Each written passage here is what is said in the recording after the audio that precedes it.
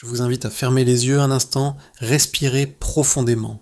Imaginez l'avenir, un futur où la distance n'est plus qu'une illusion. Le transport aérien est dépassé. Le voyage se fait désormais par un faisceau de lumière. Vous avez rendez-vous à Tokyo, mais vous êtes encore ici, à Paris. Il vous suffit de marcher jusqu'au téléporteur. C'est là que commence notre expérience de pensée d'aujourd'hui. Le téléporteur. Et la question simple mais dévastatrice. Suis-je encore moi, après le voyage ? Le téléporteur est une machine élégante, tout en chrome et en verre poli. Vous entrez dans la cabine. Un léger bourdonnement s'élève. La première étape est le scan. Des milliards de capteurs laser analysent l'intégralité de votre corps. Molécule par molécule, atome par atome. Chaque détail de votre structure physique est cartographié. Votre code génétique, la forme de vos cellules, l'état de chaque neurone dans votre cerveau, tout est numérisé. Cette information, ce blueprint de vous-même, est ensuite instantanément transmise par signal radio à Tokyo, à l'autre bout du monde. Et c'est là que l'étape la plus cruciale, la plus troublante, se produit. Ici, à Paris. La machine vous désintègre. Elle démantèle votre corps original. Chaque atome est recyclé, rendu à la poussière cosmique. Vous cessez d'exister, ici et maintenant. Pendant ce temps, à Tokyo, une autre machine, reliée à une réserve de matières premières, utilise le blueprint qu'elle a reçu pour vous reconstruire, atome pour atome. Une copie parfaite. Elle vous donne la même structure, les mêmes souvenirs, la même conscience, au moment précis où vous avez appuyé sur le bouton « Démarrer à Paris ». 30 secondes plus tard, vous sortez à Tokyo, vous vous sentez parfaitement bien, vous vous souvenez d'avoir marché jusqu'au téléporteur à Paris, vous vous souvenez d'avoir bu votre café ce matin. Rien n'a changé. Voilà le scénario. Alors, que ressentons-nous face à cela ? Instinctivement, notre intuition hurle. Bien sûr que c'est moi. Pourquoi ? Parce que notre expérience de la vie est restée continue. Quand vous sortez de la machine à Tokyo, vous avez l'impression d'avoir simplement voyagé. Il n'y a eu aucune coupure de conscience. Juste un moment fugace, d'attente. Votre dernier souvenir est d'être entré. Votre premier souvenir à la sortie est d'entendre le clic de la porte. C'est la continuité psychologique qui nous rassure. La mémoire. Si je me souviens de ma première journée d'école, de mes rêves d'hier soir, si ma personnalité, mes peurs, mes espoirs sont intacts, alors qu'est-ce qui pourrait bien avoir changé ? Si le moi est ce qu'il pense, alors il a survécu. De plus, il y a la continuité physique, du moins en apparence. Chaque grain de peau, chaque cicatrice est là. C'est une réplique atomique exacte de l'original. Donc, notre première réaction est souvent celle d'un soulagement simple. Le téléporteur est un outil de voyage parfait. C'est moi, mais c'est exactement là que la philosophie s'invite. Car le diable, comme toujours, se cache dans les détails. Et si nous modifions juste un seul paramètre de cette machine ? Ce scénario pose une colle à toutes nos idées reçues sur ce qui fait l'identité. Qu'est-ce qui fait que je suis moi et non quelqu'un d'autre ? Puisque nous avons vu que le corps original est détruit, le problème n'est pas tant si je me retrouve à Tokyo, mais plutôt qui je suis à Paris, juste avant l'activation. Prenons la première complication, la panne la plus simple. Imaginez que vous entrez dans la machine à Paris. Elle fait le scan, elle envoie le blueprint à Tokyo, mais par un terrible bug logiciel, la fonction de désintégration locale est désactivée. Résultat, l'original, vous à Paris, ne meurt pas. Vous sortez de la cabine à Paris, légèrement désorienté, en train de vous demander pourquoi vous n'êtes pas à Tokyo. Mais 30 secondes plus tard, une sonnerie retentit dans votre poche. C'est votre téléphone, c'est vous-même, qui appelle depuis Tokyo. Maintenant, il y a deux vous, l'original de Paris et la copie de Tokyo. Les deux ont les mêmes souvenirs de votre enfance, les mêmes pensées jusqu'au moment de l'entrée dans la machine. Les deux ont la même intention de manger des sushis ce soir-là. Si l'original de Paris est le vous, alors le vous de Tokyo n'est qu'une copie, un clone. Il pense être vous, il ressent tout ce que vous ressentez, mais il n'est pas l'original. Pourtant, le vous de Tokyo n'a absolument aucune raison de croire qu'il n'est pas le vrai. Il a la même conscience. Et si nous disons que le Tokyo vous est le vrai, alors vous, l'original de Paris, devez admettre que vous n'êtes plus qu'une doublure. Dès qu'il y a duplication, l'idée de l'identité personnelle, l'idée qu'il n'y ait qu'un seul moi indivisible, s'effondre. Le moi ne peut pas se scinder en deux. Passons à la deuxième complication, la plus cruelle. Nous revenons au scénario de base, vous entrez à Paris, le scan est fait, la désintégration se produit, mais juste avant la désintégration, la machine a un léger OK. Elle oublie de transférer un seul et unique élément non physique, disons le flux de conscience à l'instant T, ou l'essence vitale. La machine de Tokyo vous construit atomiquement parfait. La copie de Tokyo se réveille, elle a tous vos souvenirs de votre vie passée, mais elle n'a pas la conscience que vous aviez au moment de la mort. Elle n'est que la continuité de votre mémoire, mais pas la continuité de votre vie intérieure. C'est un peu comme si votre disque dur avait été copié, mais que l'ordinateur original avait été jeté. La copie du disque dur est parfaite, mais l'ordinateur qui s'allume avec n'est pas le même que celui qui s'est éteint. Pour la copie de Tokyo, c'est vous. Pour le monde extérieur, c'est vous. Mais pour le vous qui a été désintégré à Paris, était-ce bien la même chose qu'un simple voyage? Ou était-ce une forme de suicide, suivie de la résurrection d'un sosie parfait? C'est ici que l'intuition de la continuité physique cède le pas à l'horreur. La machine de Paris n'est plus un outil de voyage, c'est une boîte de destruction. Et l'homme qui en sort à Tokyo est un étranger qui a tous vos souvenirs. Face à ces complications, la philosophie nous propose 3 pistes pour tenter de sauver l'identité personnelle. La première, c'est la théorie corporelle, ou l'identité du corps. Cette théorie dit « Ce qui fait que je suis moi, c'est la continuité de ma substance physique. Tant qu'il y a un lien de cause à effet, de matière à matière, entre le bébé que j'étais et le vieil homme que je deviendrai, je suis la même personne. » Mais le téléporteur met cette idée à mort. Car il n'y a aucune continuité matérielle. L'original est détruit. La copie est faite de nouveaux atomes, tout neufs, récupérés dans la réserve. Si l'identité est le corps, alors la personne qui sort à Tokyo est une personne complètement nouvelle. Elle n'a qu'un lien de structure avec l'original, pas de substance. Si on accepte cette théorie, on doit conclure que chaque voyage en téléporteur est une mort suivie d'une création.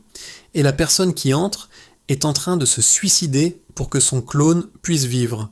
C'est une perspective effrayante, n'est-ce pas? Et c'est pourquoi la plupart des philosophes modernes se sont tournés vers une autre piste, la théorie psychologique. Ici, l'identité, ce n'est pas le corps, c'est l'esprit, c'est la continuité de la conscience, de la mémoire, de la personnalité. Le grand penseur John Locke affirmait que l'identité personnelle n'est rien d'autre que la capacité de se souvenir de ses expériences passées. Si le moi de Tokyo se souvient de la vie du moi de Paris, alors c'est la même personne. Cette théorie semble bien plus rassurante pour le téléporteur, car les souvenirs sont parfaitement copiés. Mais attendez une seconde, si la machine crée une copie parfaite, avec tous mes souvenirs, et si l'original de Paris n'est pas détruit, on revient à la complication 1, 2 personnes ont la même continuité psychologique. Si l'identité est la mémoire, alors le moi s'est scindé en deux. Mais l'identité, par définition, est unique. Elle ne peut pas être partagée. Si le moi est double, alors le concept d'identité lui-même devient vide de sens. Nous touchons ici au travail le plus important sur ce sujet, celui du philosophe Derek Parfit. Il affirme que l'identité personnelle n'est pas une chose que l'on perd ou que l'on conserve. Ce n'est pas un corps, ce n'est pas une âme, ce n'est pas même une continuité rigide de la conscience. Parfit nous dit que l'identité est une simple relation, une relation de forte connexité psychologique. Qu'est-ce que cela signifie ? Imaginez que l'on ne parle plus de moi en tant que substance, mais en tant que motif, un pattern, un motif d'information. Lorsque le téléporteur agit, il ne transfère pas votre moi. Il ne fait que copier le motif psychologique qui était dans votre cerveau, et il l'imprime sur un nouveau support. Selon Parfit, ce qui compte, ce n'est pas l'identité, c'est la survie. Et qu'est-ce que la survie ? C'est quand un autre être humain existe, qui est suffisamment psychologiquement continu avec vous. Il a vos souvenirs, vos traits de caractère, vos projets. Dans le scénario de la désintégration, Parfit dirait « Oui, la personne de Tokyo n'est pas identique à la personne de Paris. Mais la personne de Tokyo a survécu à votre place. La relation de connexité psychologique a été maintenue. Et c'est tout ce qui importe. Pour Parfit, l'identité personnelle n'est qu'une affaire de langage. Nous utilisons le mot « moi » pour désigner cette forte connexité. Mais il n'y a pas d'entité profonde, d'essence immuable qui ferait de vous, vous. Il n'y a que des événements psychologiques qui s'enchaînent. C'est une vision réductionniste. Elle réduit le moi à ses composantes. La mémoire, l'intention, la structure. Et si l'on peut copier la structure, alors on peut copier le moi. Cela nous mène à la troisième piste, celle souvent évoquée, l'âme ou la substance immatérielle. Si nous craignons que le téléporteur nous tue, c'est peut-être parce que nous croyons inconsciemment qu'il existe un élément non physique, un pneuma, une étincelle divine, que la machine de scan ne peut pas capter, que le blueprint est complet pour la matière, mais vide pour l'esprit. Si vous croyez en une âme immortelle et indivisible qui réside dans le corps, alors le téléporteur est bien un instrument de meurtre. Car si l'âme ne peut pas être transférée, seul le cadavre de votre corps physique sort de la machine de Tokyo. Une coquille vide, habitée par une copie de vos souvenirs. Cette théorie est cependant impossible à tester. Elle repose sur la foi, pas sur l'expérience. Mais elle est au cœur de l'angoisse que provoque ce paradoxe. Alors quelles implications concrètes pour notre vie si on accepte cette vision réductionniste? Si nous acceptons la position de Parfit, si nous acceptons que l'identité n'est qu'une relation de connexité, notre peur de la mort devrait diminuer. Parce que la mort du corps n'est plus la fin de toute survie. Si la technologie pouvait nous copier entièrement, alors mourir n'est plus un effacement total. C'est le passage du flambeau de la conscience. Cette réflexion ouvre la porte à des réalités bien concrètes. Pensez à la greffe de cerveau. Si l'on pouvait transplanter votre cerveau dans un nouveau corps, est-ce que le corps neuf devient vous? Notre intuition dit oui. Pourquoi? Parce que le cerveau porte l'essentiel de notre pattern psychologique et la continuité physique du centre de la conscience. Pensez à l'intelligence artificielle.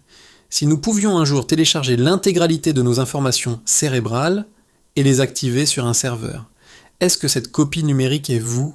Elle a tous vos souvenirs, elle peut interagir comme vous, mais elle n'a pas votre corps, ni votre cerveau biologique. Si vous considérez cela comme une survie suffisante, alors vous êtes un partisan de la théorie psychologique. Si vous considérez que c'est une imposture, alors vous êtes un partisan de la théorie corporelle ou de l'âme.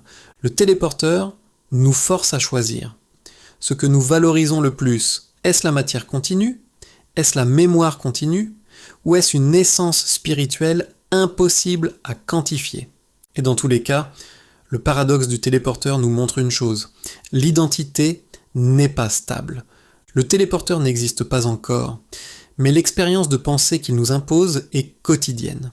Chaque matin, en vous réveillant, vous êtes une personne différente. Non pas à cause d'une machine, mais à cause du temps. Le vous qui écoute ce podcast aujourd'hui n'est plus le vous d'il y a 10 ans. Les atomes de votre corps ont été remplacés plusieurs fois. Vous n'avez aucune continuité matérielle avec l'enfant que vous étiez. Votre personnalité a évolué. Vos opinions, vos rêves, vos peurs, tout a changé. Ce qui fait le lien entre ces différentes versions de vous-même, c'est précisément cette connexité psychologique. Le sentiment qu'une histoire, votre histoire, continue à se dérouler à travers ces différentes étapes. L'identité n'est donc pas une chose, mais un processus. C'est le récit que vous créez. Alors si ce qui compte, c'est la survie, et non une identité figée, que feriez-vous pour assurer la survie du pattern de conscience que vous êtes? Si la technologie le permettait, accepteriez-vous de mourir à Paris pour renaître à Tokyo si la personne qui en sort est la meilleure version de vous-même et qu'elle a tout ce que vous avez été? C'est une question de foi en la continuité, une foi qui doit coexister avec la destruction inévitable. Merci d'avoir exploré ce paradoxe avec moi.